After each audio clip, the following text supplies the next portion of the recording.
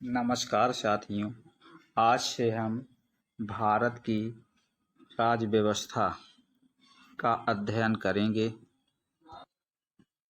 भारत की राज्य व्यवस्था के लिए सबसे प्रसिद्ध पुस्तक है एम लक्ष्मीकांत की, जो सभी सिविल सेवा की परीक्षा और एमपीपीएससी जैसे राज्य सेवा की परीक्षा और साथ ही बीए प्रथम वर्ष और एमए जहाँ पे भी राजनीति विज्ञान विषय या सामान्य अध्ययन की बात होती है और राज्य व्यवस्था से संबंधित प्रश्न पूछे जाते हैं, तो उन सभी परीक्षाओं के लिए यह पुस्तक अत्यंत महत्वपूर्ण है। और राज्य व्यवस्था के लिए यह बहुत ही प्रसिद्ध पुस्तक है और यह एम लक्ष्मीकांत के द्वारा लिखी गई है और TMH Tata McGrath Heights publication है। प्रीलिम्स हो या चाहे मेंस का एग्जाम हो, हर जगह यह पुस्तक महत्वपूर्ण भूमिका निभाती है। चूँकि यह पुस्तक इंग्लिश भाषा में लिखी गई थी और इसका जब ट्रांसलेशन हिंदी में किया गया तो कहीं ना कहीं कुछ शब्दावली में समझने में समस्याएं होती हैं और विद्यार्थियों के लिए उस पुस्तक को आसान बनाने के लिए यह सीरीज प्रारंभ की जा रही है। और सबसे पहले इतिहास या संविधान के विकास के लिए हम ऐतिहासिक पृष्ठभूमि का अध्ययन करेंगे। भारत के संविधान के इतिहास का प्रारंभ ईस्ट इंडिया कंपनी के साथ होता है, क्योंकि ईस्ट इंडिया कंपनी की स्थापना 1599 में हो गई थी और 31 दिसंबर 1600 को ब्रिटेन की महारानी एलिजाबेथ प्रथम ने ईस्ट इंडिया कंपनी को भारत में व्यापार करने के लिए बहुत सारे अधिकार प्रदान किए गए थे, जिन्हें चार्टर के नाम से जाना जाता है। इस चार्टर को हम अधिकार पत्र या लाइसेंस पत्र भी बोल सकते हैं और इस अधिकार पत्र के तहत ईस्ट इंडिया कंपनी को व्यापक शक्तियां दी गई थी और साथ ही ईस्ट इंडिया कंपनी को इस बात का आश्वासन दिया गया था कि यह कंपनी भारत में व्यापार करने के लिए एकाधिकार प्राप्त करती है, जिसका मतलब था कि ईस्ट इंडिया कंपनी के अलावा कोई दूसरी कंपनी भारत में व्यापार नहीं कर सकती थी। तो अभी तक देखें 1600 तक कंपनी सिर्फ व्यापारिक कार्यों तक ही सीमित थी। धीरे धीरे चूंकि कंपनी को बहुत सारे राजा महाराजाओं से और मुगल सम्राट से और क्षेत्रीय राजाओं से व्यापार करने के लिए अनुमति लेनी पड़ती थी और कभी कभी बहुत सारी समस्याओं का भी सामना करना पड़ता था। चूँकि 1498 में हम जानते हैं कि भारत में पुर्तगालियों का आगमन हो चुका था और पुर्तगालियों में आने वाला पहला व्यक्ति था वास्को डी गामा। इसके बाद ईस्ट इंडिया कंपनी भी 1600 में अपने अधिकार जमाने शुरू कर देती है। सबसे पहले शासन करती है और भारत की परिस्थितियों का फायदा उठाते हुए और राजाओं के आपस में एक कलह और विवाद के चलते धीरे धीरे भारत का शासन अपने कब्जे में लेना प्रारंभ कर देती है। क्योंकि जब ईस्ट इंडिया कंपनी भारत आई थी तो उस समय भारत में मुगल सम्राट अकबर का शासन था।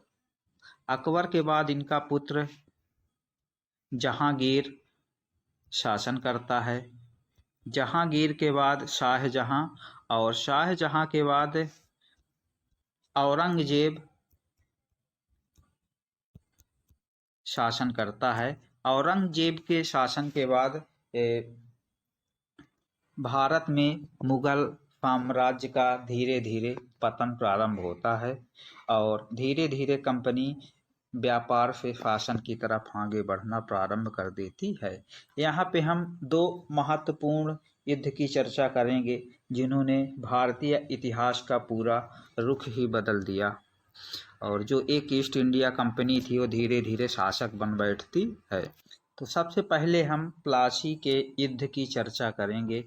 प्लासी का युद्ध 1757 में हुआ था और जिसमें एक तरफ बंगाल के नवाब सिराजुद्दौला थे और दूसरी तरफ अंग्रेजों की तरफ से रॉबर्ट क्लाइव थे।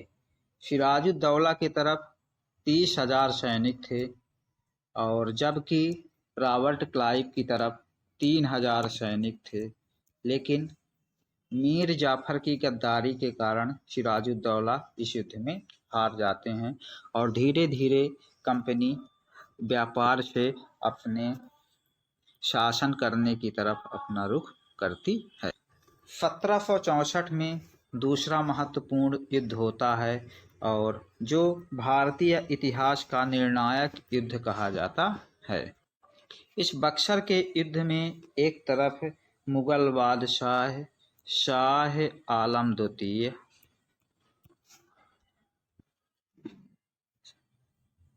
दूसरा है शुजाउद्दौला अवध का नवाब और तीसरा बंगाल का पूर्व नवाब मीर कासिम होता है। ये तीन लोग मिलके एक तरफ और अंग्रेजों की तरफ से हेक्टर मुनरो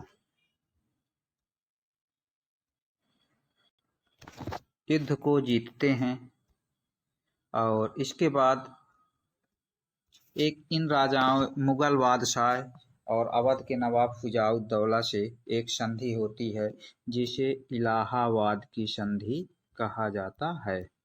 इलाहाबाद की संधि 1765 में होती है और दो संधियां होती हैं।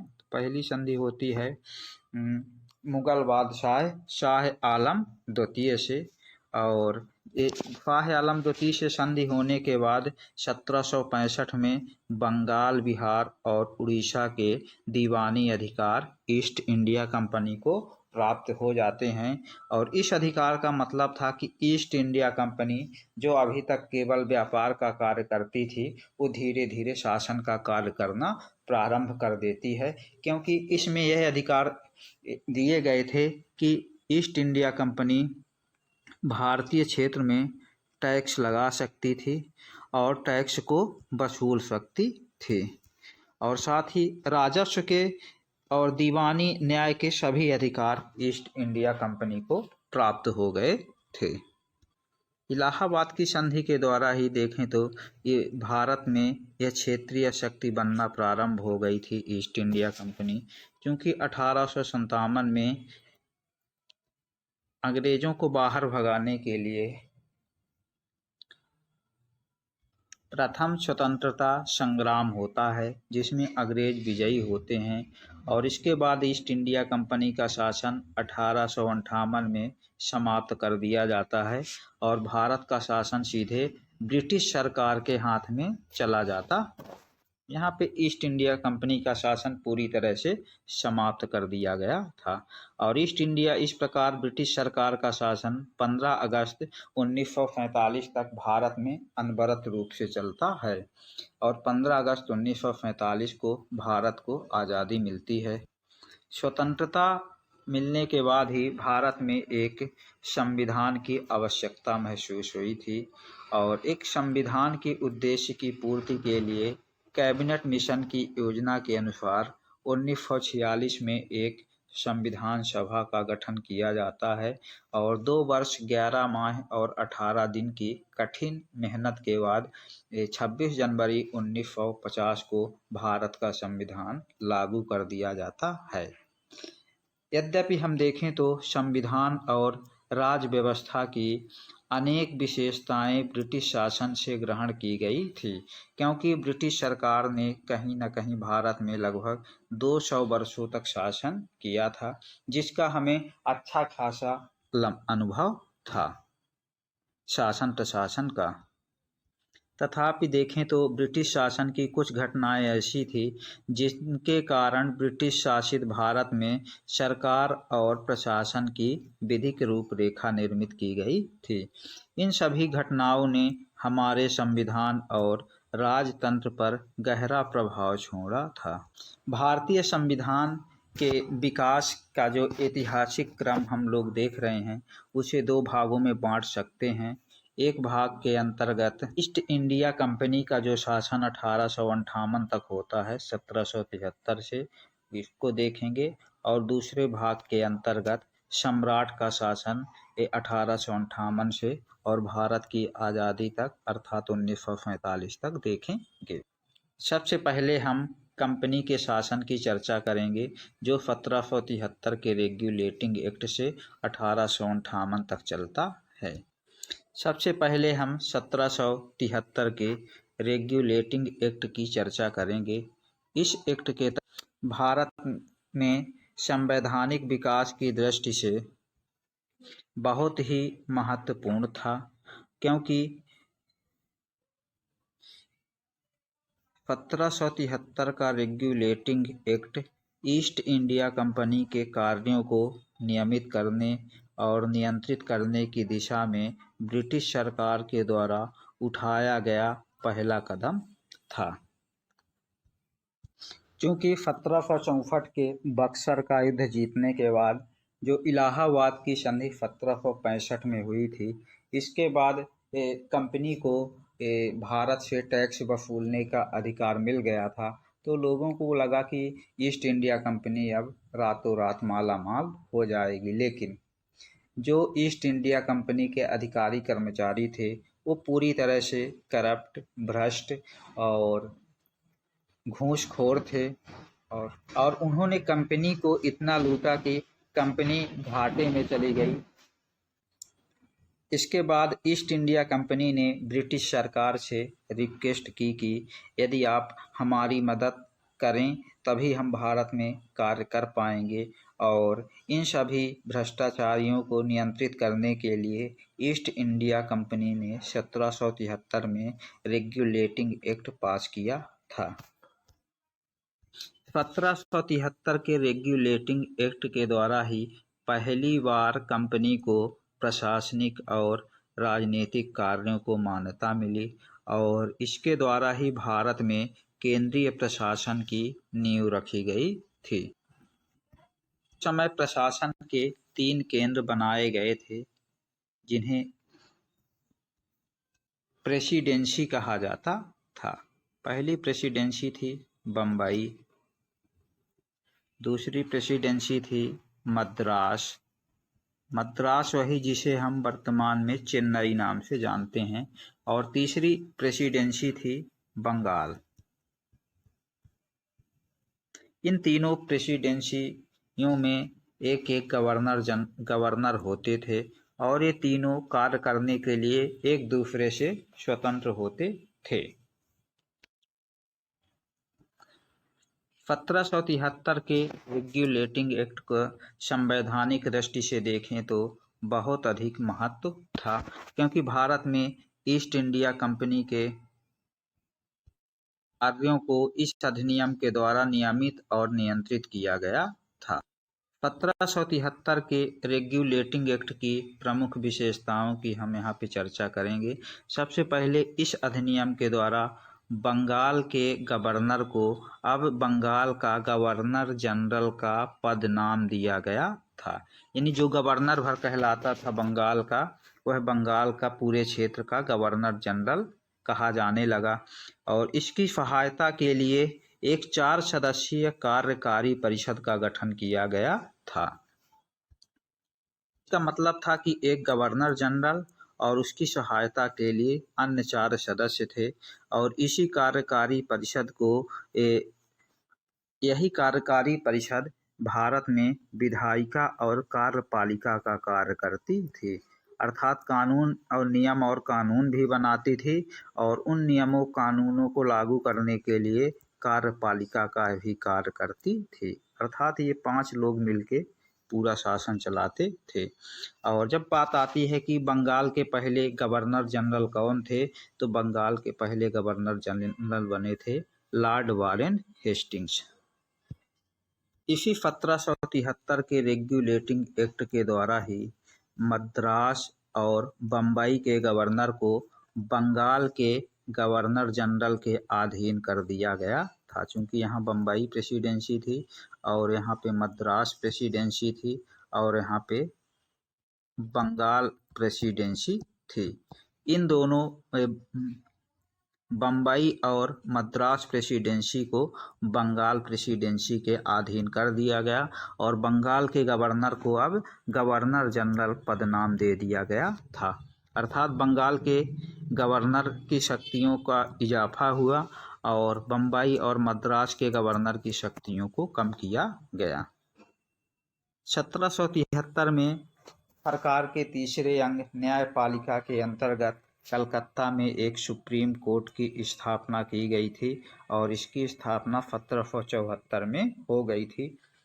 इस सुप्रीम कोर्ट में एक चीफ जस्टिस होते थे अर्थात मुख्य न्यायाधीश थे और इनकी सहायता के लिए 3 अन्य न्यायाधीश थे। जो मुख्य न्यायाधीश थे उन्हें सर एलिजाह एम्फे कहा जाता था। कलकत्ता के जो सुप्रीम कोर्ट था ये केवल इसका कार्य क्षेत्र कलकत्ता बंगाल प्रेसिडेंसी तक ही सीमित था। इसके बाहर के मुकदमे तभी सुने जाते थे जब दोनों पक्ष सहमत होते थे और कलकत्ता के सुप्रीम कोर्ट से निर्णय से यदि कोई भी संतुष्ट नहीं होता था तो उसकी अपील की जा सकती थी और उसका स्थान था प्रीवी काउंसिल लंदन में।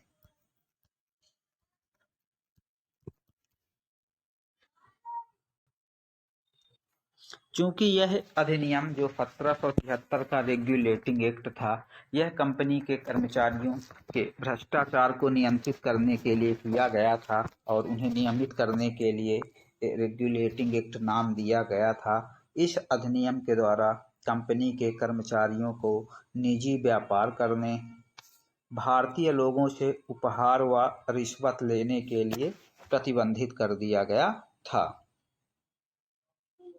इस अधिनियम के द्वारा ब्रिटिश सरकार का एक गवर्निंग बॉडी थी जिसे कोर्ट ऑफ डायरेक्टर कहा जाता था। इसके माध्यम से कंपनी के ऊपर और अधिक नियंत्रण हो गया था।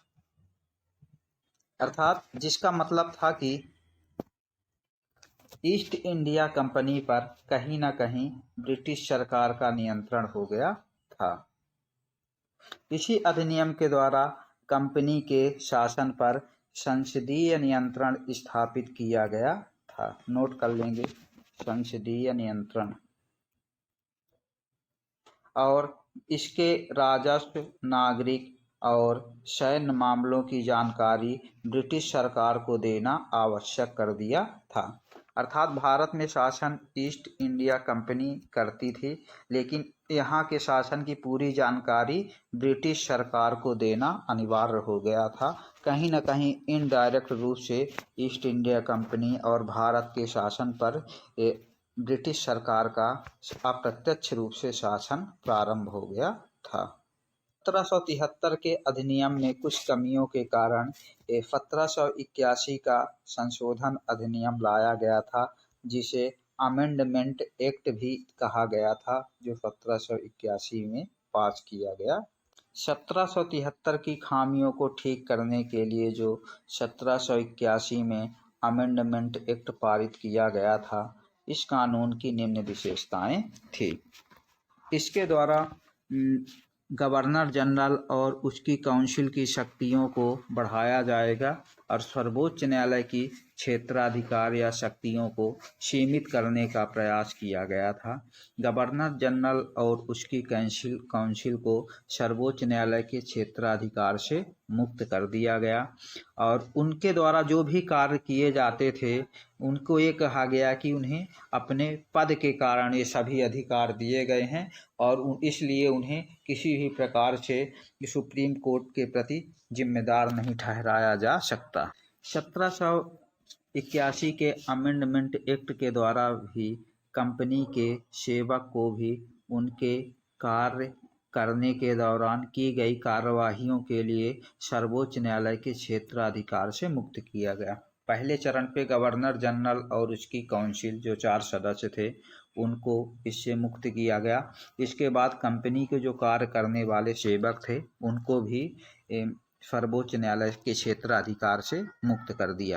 1781 के ही अमेंडमेंट एक्ट के द्वारा राजस्व संबंधी मामलों तथा राजस्व वसूली से जुड़े मामलों को भी सर्वोच्च न्यायालय के क्षेत्राधिकार से बाहर कर दिया गया। यानी धीरे धीरे सर्वोच्च न्यायालय की शक्तियों को कम करने का प्रयास किया गया था।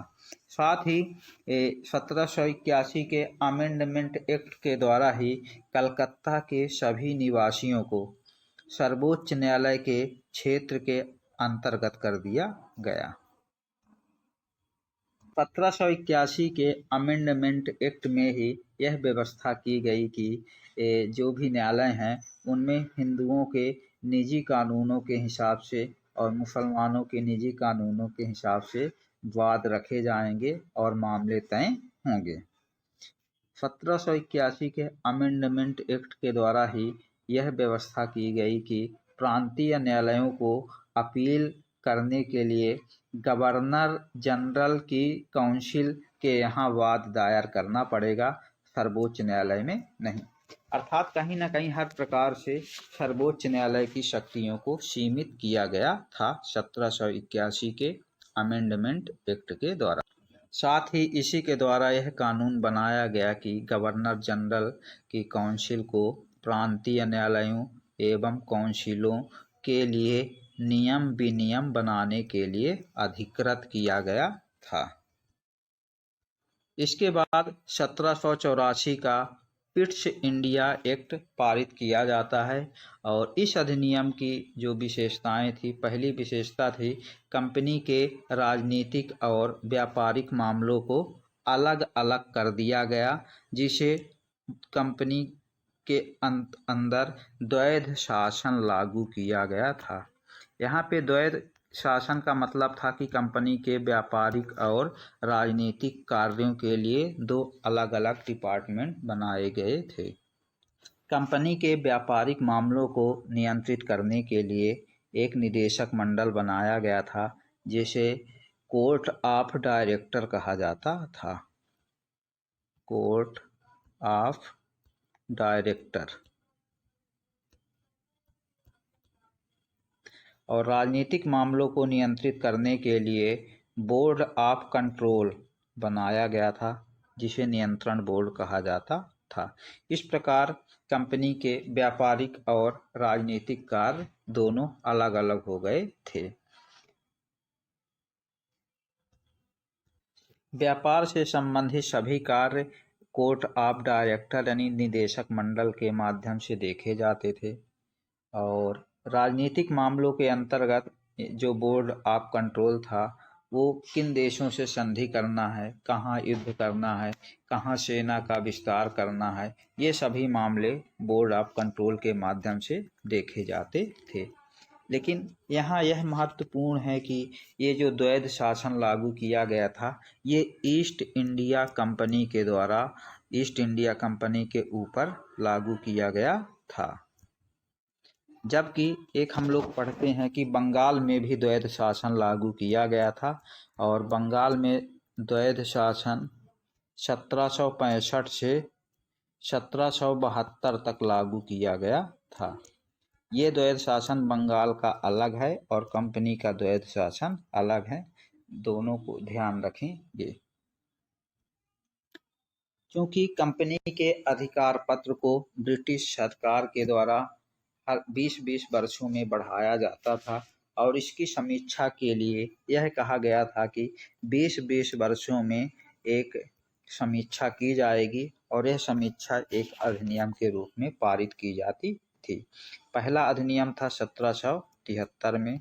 इसके बाद बीच में जो सुधार अधिनियम आते हैं, इसके बाद होता है 1793 में चार्टर एक्ट। फिर अगला चार्टर एक्ट था 1813 का।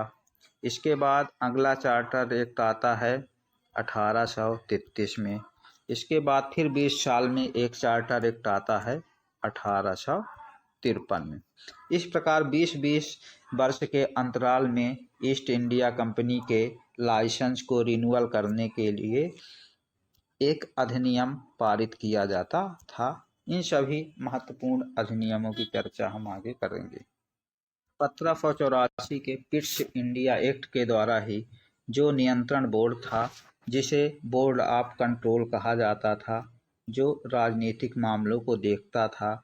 इसने ब्रिटिश नियंत्रित भारत के सभी नागरिक मामले, सैन्य सरकार से संबंधित मामले और राजस्व गतिविधियों से संबंधित मामलों का अधीक्षण, निरीक्षण और नियंत्रण करने का अधिकार दे दिया गया था।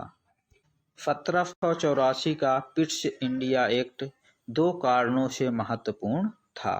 पहला था, भारत में कंपनी के अधीन जो भी क्षेत्र था, उस क्षेत्र को पहली बार ब्रिटिश आधिपत्य का क्षेत्र कहा गया था।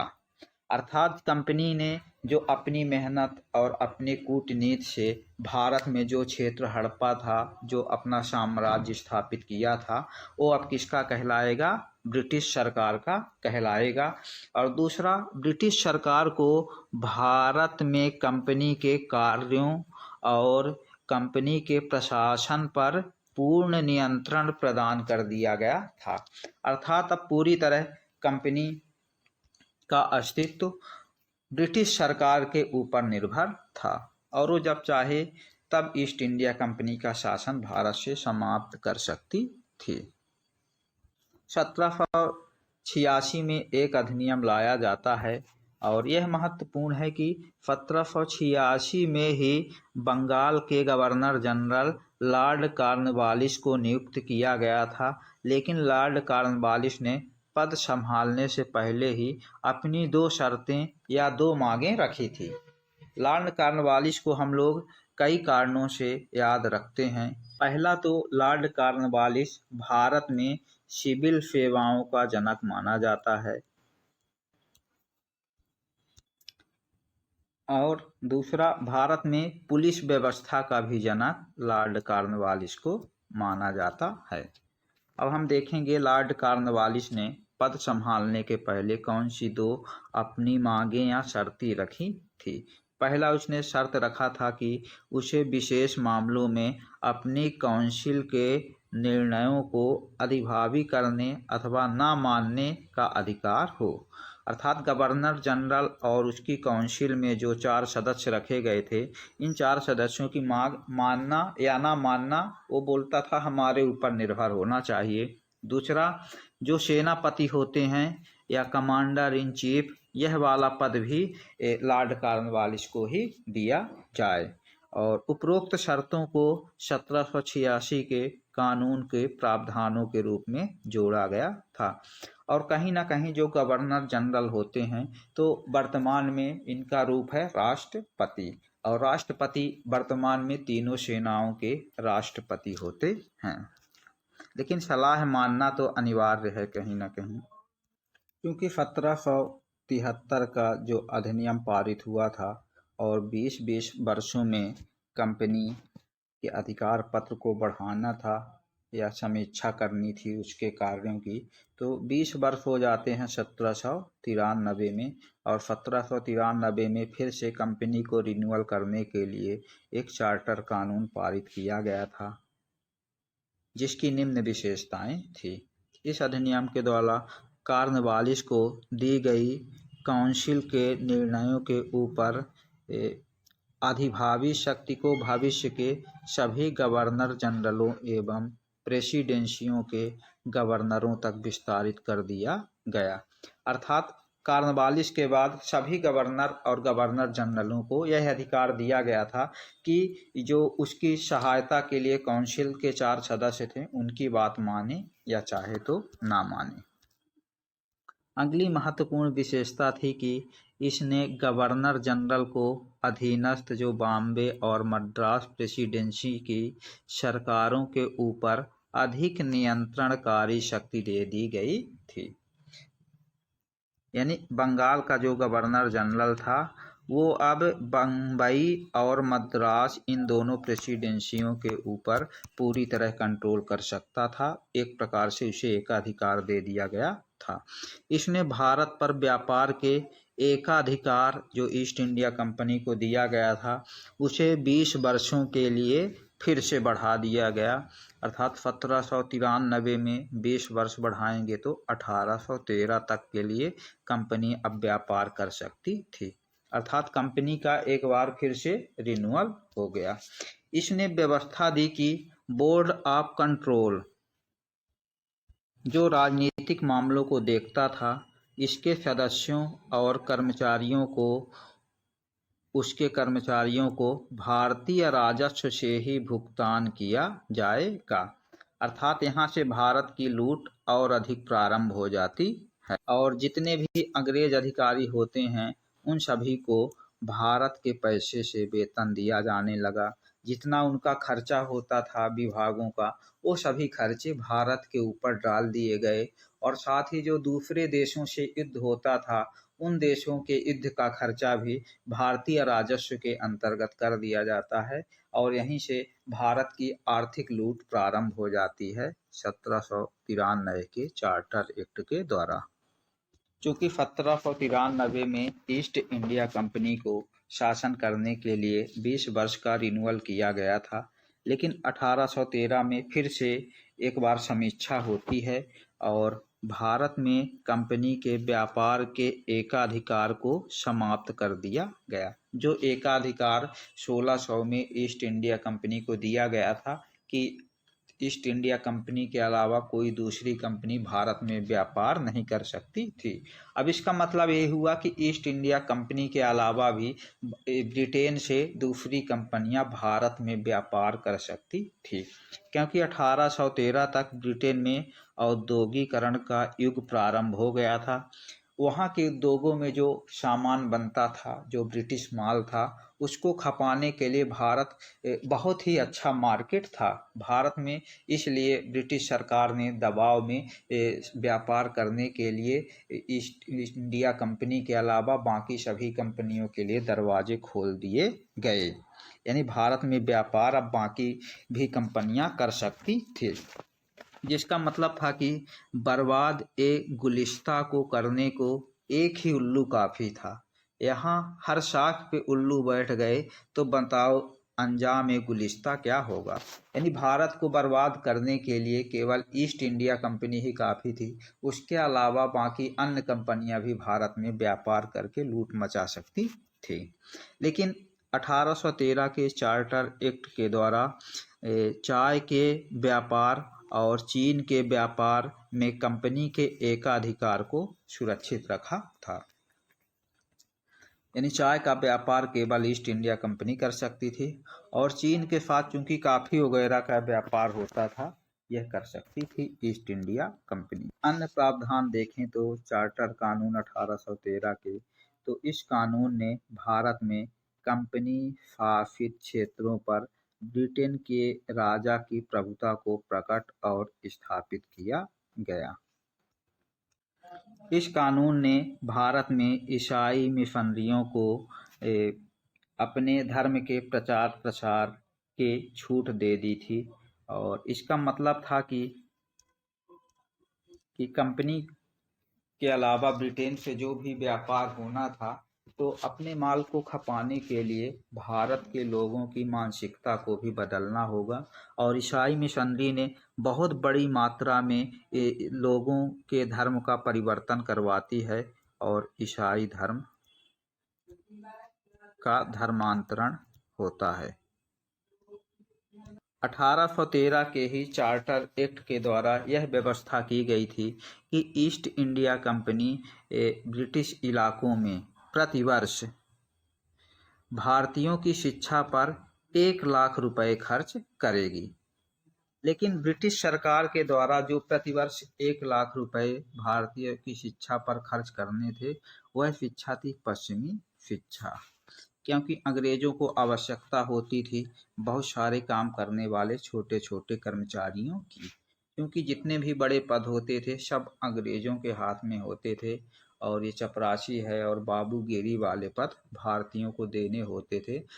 और इन्होंने पश्चिमी शिक्षा के माध्यम से वो थोड़ी बहुत अंग्रेजी भाषा सिखा के और बहुत बड़ी मात्रा में छोटे छोटे कर्मचारी प्राप्त करने थे। इस कानून ने भारत की स्थानीय सरकारों को व्यक्तियों पर कर लगाने के लिए अधिकृत कर दिया गया। जो लोकल गवर्नमेंट थी जिसको हम लोग जैसे पंचायती राज वगैरह कहते हैं उसको भी कर लगाने का दे दिया गया था और यदि करों का भुगतान नहीं कर पाते हैं लोग तो उसके लिए दंड की भी व्यवस्था की गई थी। 1813 के चार्टर एक्ट के बाद फिर से 20 वर्षों के बाद 1833 में एक चार्टर अधिनियम पारित किया जाता है और यह देखें तो 1833 का चार्टर अधिनियम भारत के केंद्रीयकरण की दिशा में बहुत ही निर्णायक कदम था। इस अधिनियम के द्वारा जो अभी तक बंगाल का गवर्नर जनरल होता था उसे पूरे भारत का गवर्नर जनरल बना दिया गया और गवर्नर जनरल के अंतर्गत ही सभी नागरिक और सैनिक शक्तियां भी निहित कर दी गईं। अभी तक जो बंगाल का गवर्नर था वो केवल तीनों प्रेसिडेंसियों तक ही सीमित था। अब क्या किया गया कि 1833 में बंगाल के गवर्नर जनरल को पूरे भारत का गवर्नर जनरल बना दिया गया और उसे असीमित शक्तियां दे दी गई और इस प्रकार भारत में फिर से केंद्रीयकरण का युग प्रारंभ होता है। और 1833 के अधिनियम के अंतर्गत भारत का पहला governor general Lord William Bentinck को बनाया गया था। यह अक्सर प्रश्न पूछे जाते हैं कि बंगाल का गवर्नर जनरल कौन था, तो बताएंगे वारेन हेस्टिंग्स पहले नंबर का, और भारत का पहला गवर्नर जनरल कौन था तो वहां पे बताएंगे लॉर्ड विलियम बेंटिक। इसके बाद भारत के गवर्नर जनरल को पूरे ब्रिटिश भारत में विधायिका यानी कानून बनाने के असीमित अधिकार दे दिए गए थे और इसके अंतर्गत ही बनाए गए कानूनों को नियामक कानून कहा गया और नए कानून के तहत जो भी कानूनों के एक्ट या अधिनियम नाम दे दिया गया। अधिनियम बनाने का कार्य देखें तो वर्तमान में संसद के द्वारा किए जाते हैं, विधायिका के द्वारा किए जाते हैं और वह कार्य कौन करने लगा? विधायिका का कार्य गवर्नर जनरल को दे दिया गया था। क्योंकि हम लोग जानते हैं जो अधिनियम बनते हैं, कानून बनते हैं तो संसद के दो सदन होते हैं, लोकसभा, राज्यसभा और एक होते हैं राष्ट्रपति।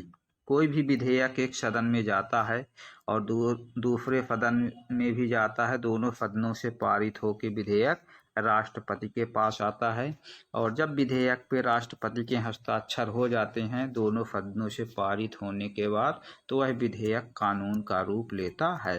अर्थात यह अधिकार जो विधायिका के अधिकार थे, संसद के अधिकार थे, ये अधिकार किसे दिए गए थे? उस समय गवर्नर जनरल को। ईस्ट इंडिया कंपनी का जो चाय और चीन को लेकर के व्यापारिक एकाधिकार बचे हुए थे उन सभी व्यापारिक एकाधिकार को ईस्ट इंडिया कंपनी को मुक्त कर दिया गया। सारे व्यापारिक गतिविधियां समाप्त करने के लिए कहा गया और ये बोला गया कि अब ईस्ट इंडिया कंपनी मुख्य रूप से भारत में प्रशासन का कार्य करेगी और प्रशासनिक निकाय के रूप में करेगी। व्यापारिक कार्य के लिए बाकी कंपनियां हैं। 1833 के ही चार्टर एक्ट के द्वारा सिविल सेवकों के चयन के लिए खुली प्रतियोगिता के आयोजन करने का प्रयास किया गया और ये कहा गया कि कंपनी में भारतीयों को किसी भी पद, किसी भी कार्यालय या किसी भी रोजगार को हासिल करने से वंचित नहीं किया जाएगा। लेकिन बोर्ड ऑफ डायरेक्टर के विरोध के कारण इस प्रावधान को समाप्त कर दिया गया था और यह उद्देश्य जो 1833 के अधिनियम में लाया गया था ये कहीं ना कहीं 1853 के अधिनियम में पारित होता है। जो 1853 का चार्टर अधिनियम पारित होता है 1833 के 20 वर्ष के बाद। इसके तहत देखें तो ईस्ट इंडिया कंपनी के लिए ब्रिटिश संसद द्वारा पारित गए चार्टर अधिनियमों की श्रृंखला में यह अंतिम अधिनियम था और हम जानते हैं 1857 का विद्रोह होता है और 1858 में भारत से ईस्ट इंडिया कंपनी का शासन समाप्त कर दिया जाता है और ईस्ट इंडिया कंपनी की भारत से विदाई हो जाती है और 1858 से भारत का शासन पूरी तरह से ब्रिटिश सरकार के हाथ में चला जाता है। संवैधानिक विकास की दृष्टि से देखें तो यह अधिनियम महत्वपूर्ण अधिनियम था। की पहली विशेषता थी कि इसने पहली बार गवर्नर जनरल की परिषद के विधायी और प्रशासनिक कार्यों को अलग कर दिया था। क्योंकि हम लोग जानते हैं सरकार के 3 अंग होते हैं। पहला अंग है कार्यपालिका, दूसरा अंग है व्यवस्थापिका और तीसरा अंग है न्यायपालिका। तीनों अंगों के अलग अलग कार्य होते हैं। व्यवस्थापिका का काम होता है व्यवस्था या कानून का निर्माण करना, वहीं कार्यपालिका का कार्य होता है व्यवस्थापिका के द्वारा निर्मित कानूनों को लागू करना, और यदि कानून बनाने या लागू होने को लेकर कोई विवाद होता है तो इन सब का निपटारा न्यायपालिका करती है। और चूंकि हम जानते हैं कि 1773 के रेगुलेटिंग एक्ट से ही विधायिका और कार्यपालिका दोनों का कार्य गवर्नर जनरल और उसकी परिषद के माध्यम से किए जाते थे, और 1853 के अधिनियम के द्वारा गवर्नर जनरल की परिषद के विधायी और प्रशासनिक कार्यों को अलग अलग कर दिया जाता है। और इसी अधिनियम के तहत परिषद में 6 नए पार्षद और जोड़े जाते हैं और जिन्हें विधान पार्षद कहा गया था। दूसरे शब्दों में कहें तो इसमें गवर्नर जनरल के लिए एक नई विधान परिषद का गठन किया था और इसी विधान परिषद को हम लोग केंद्रीय विधान परिषद या सेंट्रल लेजिस्लेटिव असेंबली के नाम से जानते हैं। इस परिषद की शाखा छोटी संसद की तरह कार्य किया, अर्थात यही हमारी संसद के रूप में कार्य करती थी केंद्रीय विधान परिषद, और इसमें वही प्रक्रियाएं अपनाई गई जो ब्रिटिश संसद के द्वारा अपनाई जाती थी। अर्थात भारत में अब कोई भी कानून बनना होता था तो केंद्रीय विधान परिषद ही कानून बनाने का कार्य करती थी। अर्थात कहीं ना कहीं भारतीय संसद की नींव यहीं पे रखी गई थी। जो उद्देश्य 1833 के अधिनियम में रखे गए थे और विरोध होने के कारण वापस लिए गए थे, उन सब की पूर्ति 1853 के अधिनियम में होती है। कैसे देखते हैं।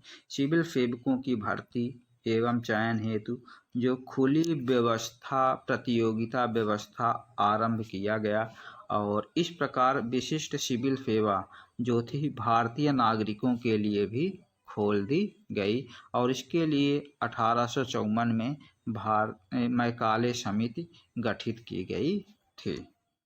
इस अधिनियम के द्वारा ही कंपनी के शासन को विस्तारित कर दिया गया और भारतीय क्षेत्र को इंग्लैंड के राजशाही के विश्वास के तहत कब्जे में रखने का अधिकार दे दिया गया, जिसका मतलब था कि अब जो कंपनी को अभी तक अनलिमिटेड शासन करने का अधिकार और व्यापार करने का अधिकार प्राप्त होता था, तो कंपनी कभी भी ब्रिटिश सरकार कभी भी ईस्ट इंडिया कंपनी का शासन समाप्त कर सकती थी। लेकिन पूर्व में जो अधिनियमों के विपरीत इसमें भी किसी निश्चित समय का निर्धारण नहीं किया गया था, अर्थात ईस्ट इंडिया कंपनी कब तक भारत में व्यापार और शासन का कार्य करेगी इस अधिनियम में भी स्पष्ट नहीं किया गया था। इसका मतलब था कि संसद द्वारा कंपनी का शासन किसी भी समय समाप्त किया जा सकता था। इसने प्रथम बार भारतीय केंद्रीय विधान परिषद में स्थानीय प्रतिनिधित्व प्रारंभ किया गया था। गवर्नर जनरल की परिषद में 6 नए सदस्यों में से 4 का चुनाव बंगाल, मद्रास, बम्बई और आगरा की स्थानीय प्रांतीय सरकारों द्वारा किया जाना था। ईस्ट इंडिया कंपनी के लिए देखें तो 1853 का चार्टर एक्ट ब्रिटिश संसद के द्वारा पारित किया जाने वाला अंतिम अधिनियम कहलाया था।